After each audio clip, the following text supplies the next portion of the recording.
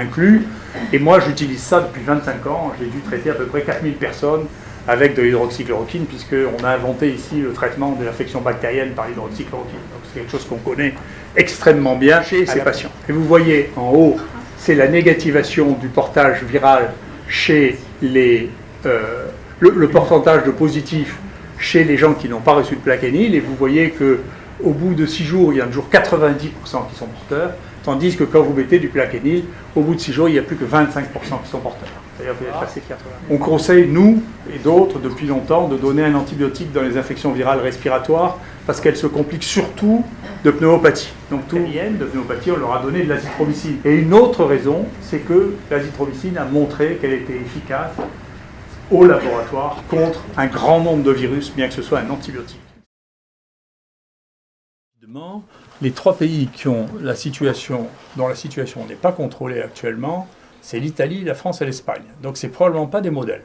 Donc le confinement en Italie, ça n'empêche pas qu'il continue à avoir une évolution exponentielle. Il continue à avoir une évolution exponentielle en France et en Espagne.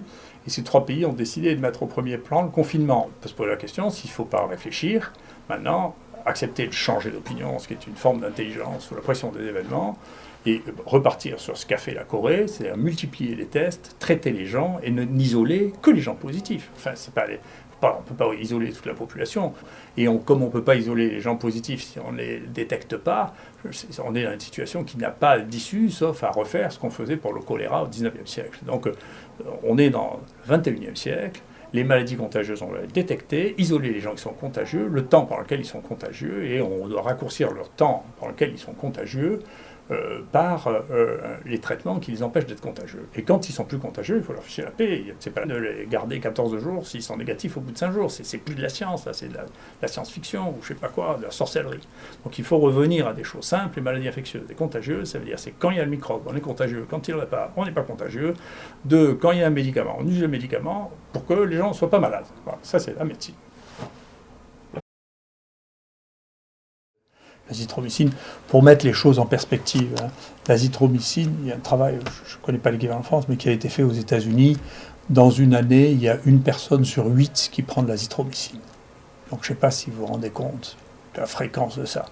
Quant à la chloroquine, il y a plus d'1 milliard de personnes qui ont mangé de la chloroquine.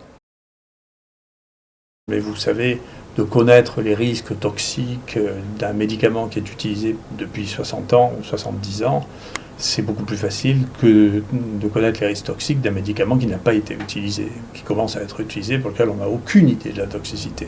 Donc